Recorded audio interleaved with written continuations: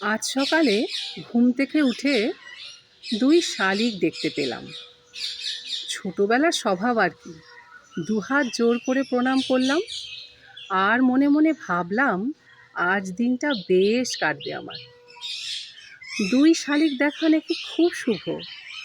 ছোটোর থেকে জানি তাই।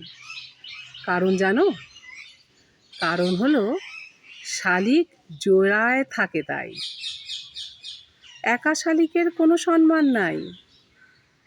জোড়ায় যত মান, একা ততই অসম্মান।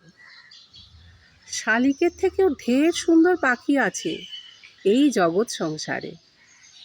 শালিক না কোকিলের মতন গান, না ময়ূরের মতন নাচতে পারে, তবুও মানুষের মতন বুদ্ধিমান ও বিচক্ষণ প্রাণীরও প্রণাম জোটে তার কপালে। শুধু জোড়ায় থাকে তাই।